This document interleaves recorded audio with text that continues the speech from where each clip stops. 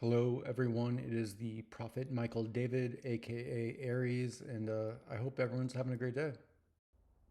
All right, so addressing the title of this video, the plan, what do you mean by that? Well, what I mean by that is the question that any of you that have actually watched these videos ask.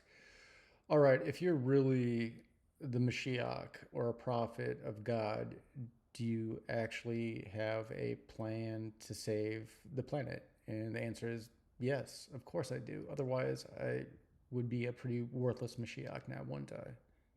So next, you're asking yourself, well, if you have a plan, then just tell us and everything. And I can't. I'm sorry, but I mean, with 5 subscribers and like only dozens of views, it makes no sense.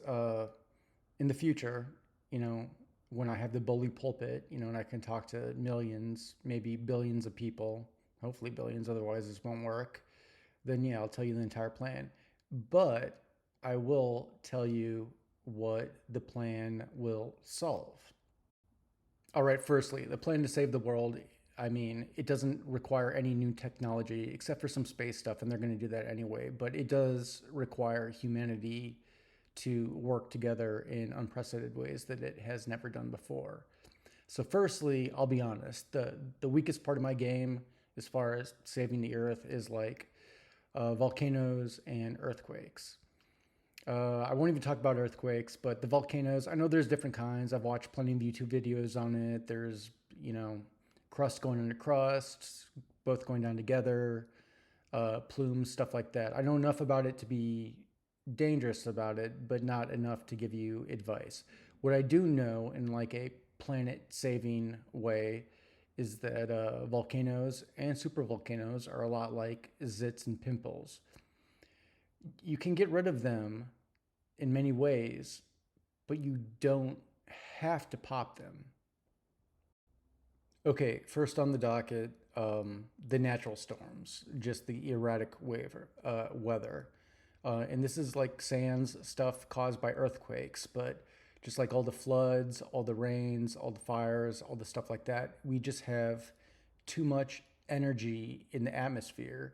And that's why everybody is getting hidden by what they call 500-year storms every single year, to a point that we should probably start renaming those. Yes, I have a solution for that, which also parlays into a larger problem of Earth that we can solve. It's all about layers, it's a God thing. So from here on out, when I just tell you what the natural disaster is and then end it like I did in the last clip, you can just assume that I have a solution for it because I'll detail the problem so well. Okay, here's the big one that everybody cares about. Global warming, and let's call it what it is. It's global warming. People aren't getting killed by climate change waves or by climate change stroke. They're getting killed by heat waves and heat stroke. That's global warming, which also melts the poles, which causes the global oceans to rise, global seas to rise. So yes, I have an ingenious way for us to combat both of those at the same time. All right, that's the end of the terrestrial stuff for the most part. The next stuff that gets into space stuff, how to clean all the space junk, all the old space satellites out of orbit so our spaceships do not run into them and blow up. And again, I have a very good idea how to do that, and it's not wasting them either. It's not like we're throwing them all in the atmosphere. I have a way to collect them all and in a singular place where we can use all of the space, basically recycle them in the future. Next, we have to be able to protect ourselves from solar flares, really bad solar flares like the Carrington event or worse, that would knock us out of electricity it would cause chaos and everything. So we need to protect ourselves from that.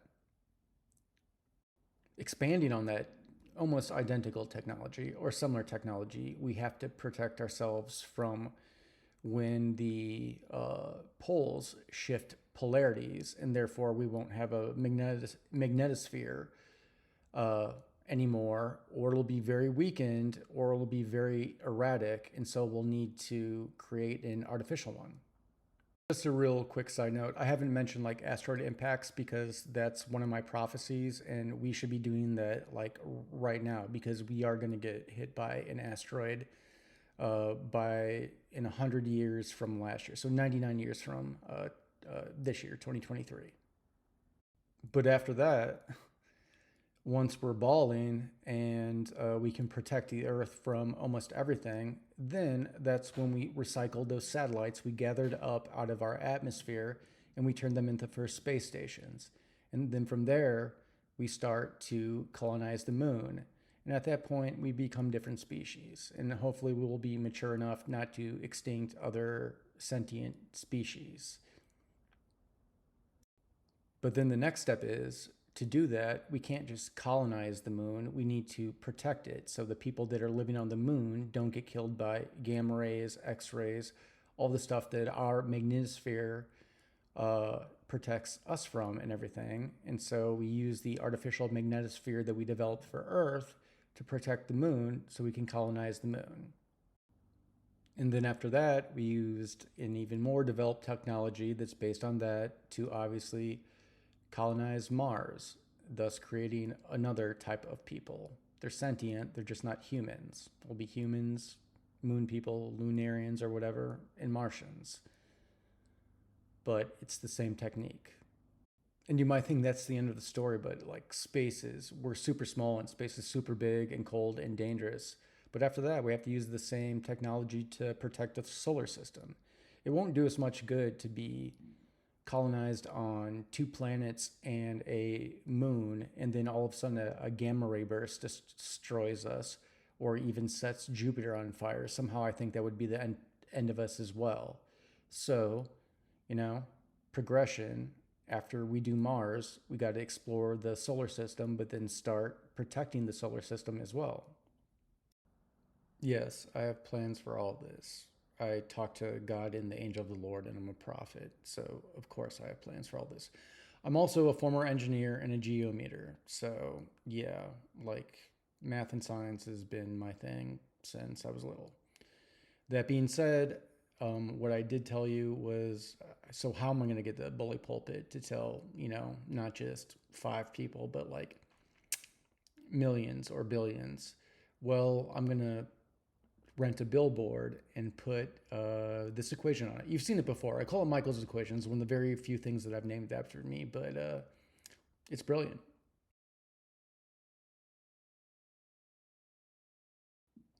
I've talked about this equation in the past, and I will do so in the future again, but not anymore on this video. Now I'm going to get back into the prophet chops. And my other claim to fame, at least what I told you all, is that out of all the prophets that have ever walked the earth, including Moshe, I can discern between God and the angel of the Lord better than anybody. So I'm going to use the concept that I've introduced before, but I'm going to detail it line by line.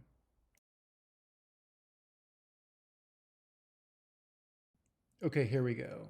And this is a concept called Shekinah, and what I would consider synonymous with the Axis Mundi, except this definition contains both the definition of God, the Lord, the Creator God, and the angel of the Lord. Okay, here we go.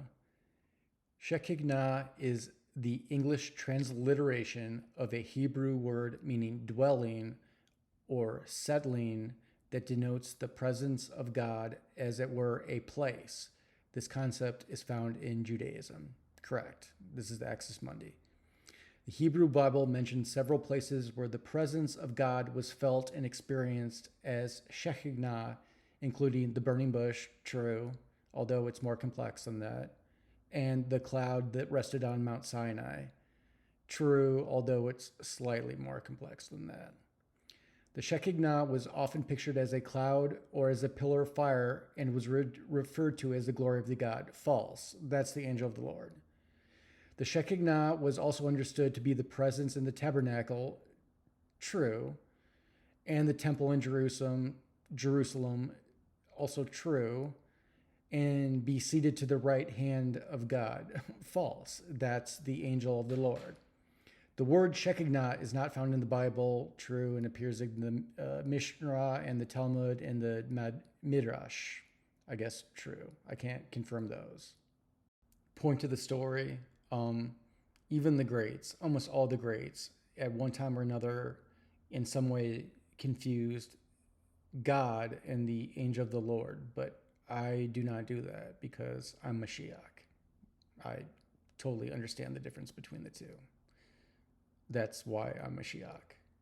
One of the many reasons.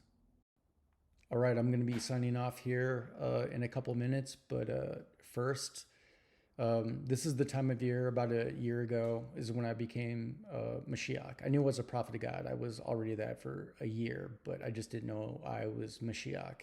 And this is really the time of year of prophecy for me, or at least learning prophecy and everything.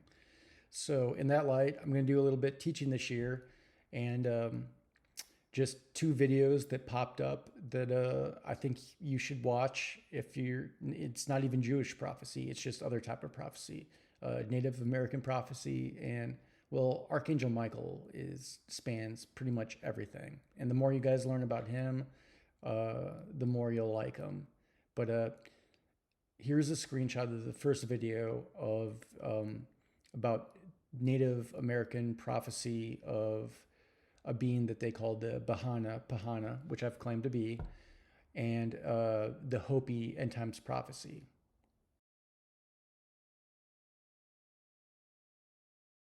And lastly, I have a screenshot of it's a Archangel Michael video from YouTube. It's by Mythology Explained. A lot of you people probably know that channel. It's not the greatest Archangel Michael video ever, but it just popped up on my YouTube, which is like fate for me. And it does do a pretty good job of detailing what Archangel Michael means to pretty much all the religions, including some in the East, and specifically what he means to Judaism. Plus, it has a lot of screenshots of all the murals that have ever been painted of him.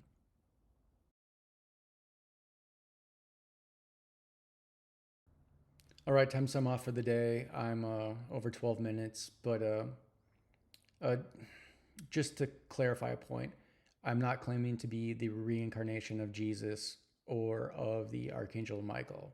I am claiming to be the reincarnation of Joseph, eldest son of Raquel. So look it up if you don't know those figures. That being said, as always, first rule, it's all. That being said, first rule, do not touch each other without another person's consent, aka do not hurt each other. And second rule, it's all about honesty. Lies are ticked down, aka try not to lie. All right, y'all have a good day. I'll talk to you later.